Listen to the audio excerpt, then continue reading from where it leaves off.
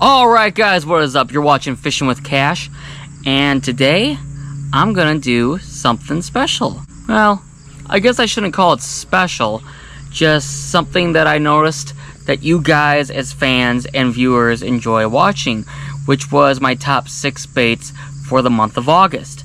So what I'm gonna do now is my top 6 favorite baits for September. So I'm gonna start off at number 6. So what I'm going to do is that I'm going to work from 6 all the way down to 1. 6 I will tie on and throw, especially in certain situations. And as we get closer to 1, that's something that I have 100% confidence in throwing in the month of September. Alright, to get this guy started, we're going to start off with something that I will throw in the early morning and a little bit later in the evening. And that is a buzzbait. Now the reason why I'm choosing a buzzbait is because it's a fast moving bait. You gotta keep on moving it, because otherwise if you stop the retrieve, it's going to sink. And with the month of September, temperatures are starting to get back into a more normal temperature. With the temperatures falling, fish are more active and are more likely to get triggered into going after something that's moving at a faster speed. So for this guy, I like throwing it on a medium heavy to heavy setup for a rod. And anywhere between a 7 and up is a good gear ratio for it. If you pick up an 8 or a 9, you find that you're going too fast with it, you can always slow down. I would recommend braid. It does not matter if it's 20-pound test or a 55-pound test.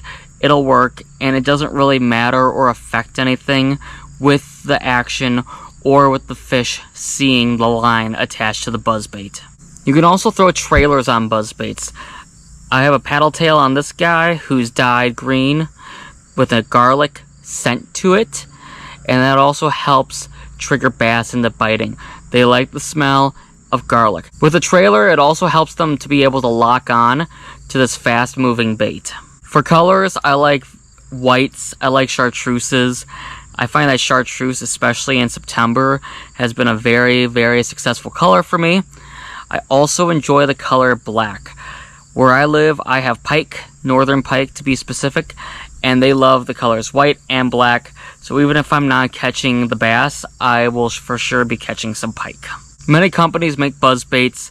One standout one, and I wish they still made it, is the double plopper by River to Seas.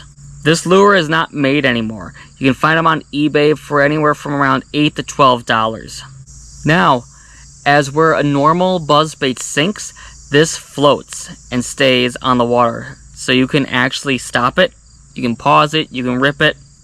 It works basically like a whopper plopper, except though it's in the style of a buzzbait. Now, as where with a normal buzzbait, you had to go fast, right?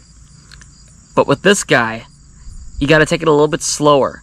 Because of the way that it's designed, for some reason, it likes to bobble. If you go too fast, and it'll start coming through the water column, and it'll just kind of go on one side.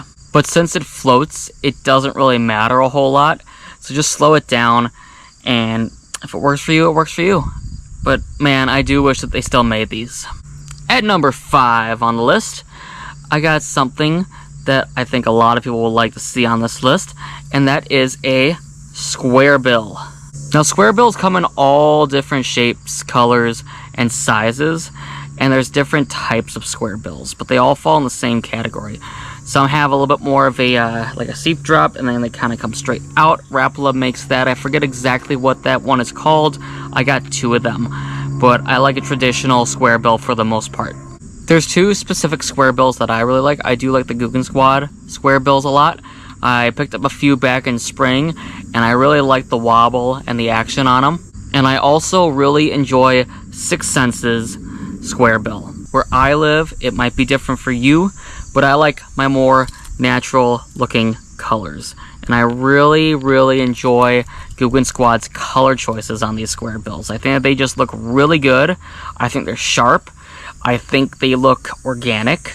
As where some other companies it doesn't seem to be something that would work necessarily in my area where my water is extremely clear.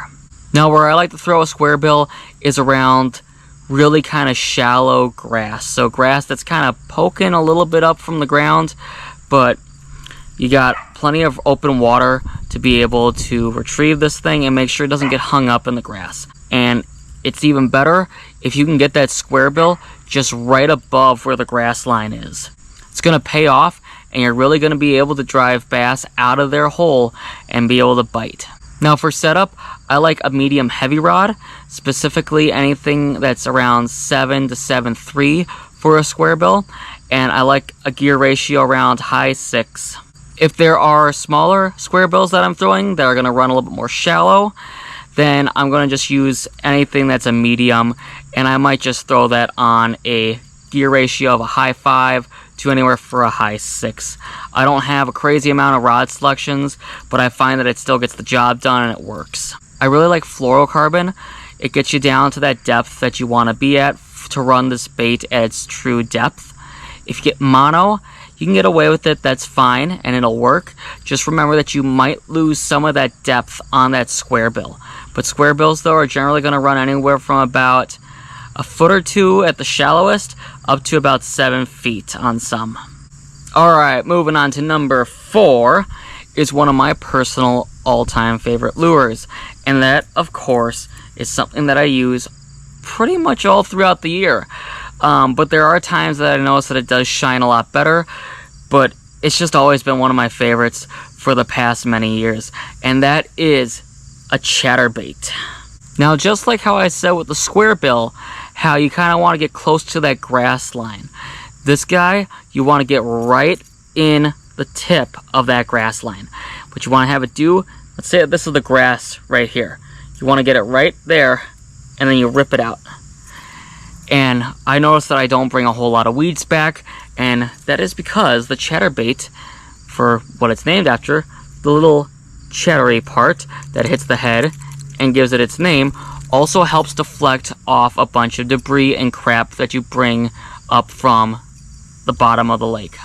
Once again, for color selection, I like to use anything that is either chartreuse, green pumpkin if it's sunny, black and blue if it's cloudy or overcast, and I will throw something that's chartreuse if I have smallmouth, or if it's a mix of going in and out from cloudy to sunny. I like throwing chatterbaits on a medium heavy rod, 7.3 specifically, and what I like to use for line is fluorocarbon, because I want to make sure that guy is going to get down, and what it's named after, the chatterbait, helps knock away a bunch of debris, so that's why you're able to get into that grass line and be able to rip it out. That fluorocarbon is going to help you sink down. I like to use anything from 10 to about 17 pound test. I preferably like 17. I've been running 17 this whole year for the first time. I've normally have been 15, but I really have enjoyed the action and response that I personally get out of that 17 pound test. Now for gear ratio, I like to use a bait caster. Now for gear ratio, you can use almost about anything. I know there are some guys that like to use just a high 5. They like to run anywhere in a 6 range for gear ratio. And then there's guys like me who like to be in the 7s. What I find with the 7 is that it's easier to slow down than it is to speed up.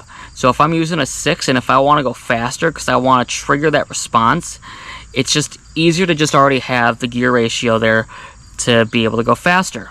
Now coming in at number 3 is a lure that I think everybody here has thrown at least once in their life, and that is a popper. Now poppers are great for spring and also for fall. They do work in summer, but I find that September is a great month for this guy to shine out of a whole category of top water lures.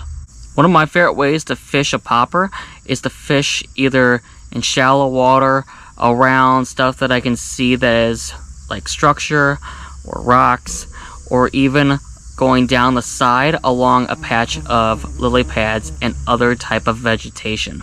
They come in all different kinds of colors, so take your pick on what you like best.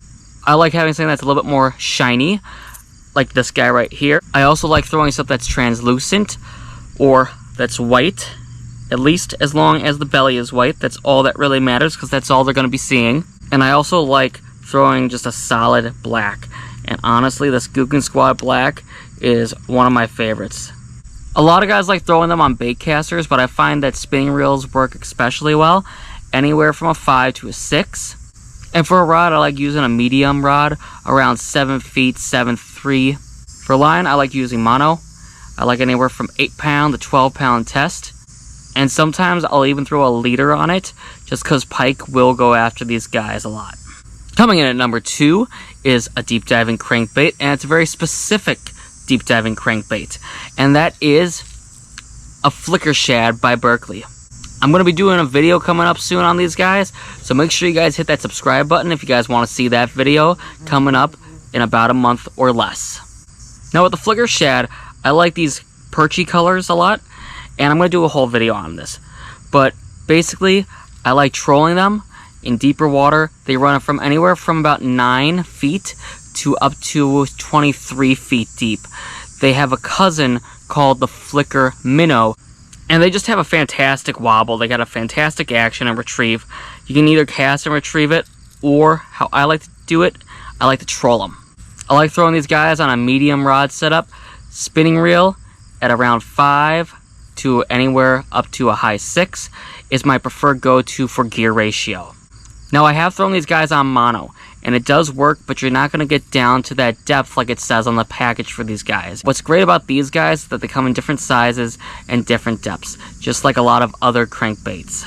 And coming in at the number 1 spot for a lure that I will always have tied on in the month of September is a spinnerbait. From all my years of fishing, I've had just great success with a spinnerbait in the month of September. You retrieve it at a nice, easy pace, at a gear ratio in around the 6, and it's just at that speed that the fish want to see. It just works great.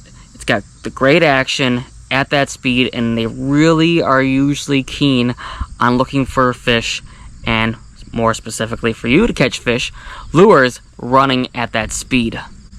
They come in all different kinds of colors. One of my favorite colors, of course, is Fire Tiger. It just has that very perch look to it. I also like white and chartreuse. These guys come in a lot of different weights, anywhere from, I've seen 1/8. More commonly, though, is the lowest I've seen, though, is a 1/4 ounce. I like to throw a 1/2 ounce, though, a lot of times. I like using this guy for deeper water situations, for getting down there in the month of September. The other great thing about these guys is that the blades that they have all come in different varieties. For example, this guy has he's got 4 willow blades. Now, the skinnier ones, which are the willow blades, are going to be quieter. So if you got a little bit of noise, you got a little bit of wind, these guys will work pretty well too. One of my favorite combination for blades, though, is throwing a double Colorado, which are these circular guys. You usually have one smaller one followed by a bigger one. Now these Colorado blades are going to create more of a thumping action. The vibration that it's going to send out is going to be a lot bigger than that of the willow blades. So if you got like a lot of commotion on the water, anywhere from wind, you got a lot of boats that are out on the water, a Colorado is going to be your best friend. They don't just make double Colorados, they make single Colorado blades where it's just the one big guy. And you can also find where you have one Colorado and one willow blade. The blades you can get in any type of metal finish, most commonly silver or gold. Gold is more so for your really dirty situations. Silver is going to be for your clear water situations. You can also get them painted. If any of you guys do any musky fishing, if you go out and look for bladed lures for musky fishing, you're going to see that a lot of them are colored. But we're mainly talking about bass on this channel and pike. Alright guys, thanks for watching. I'll see you guys all in the next episode of Fishing with Cash. Thanks, have a good one.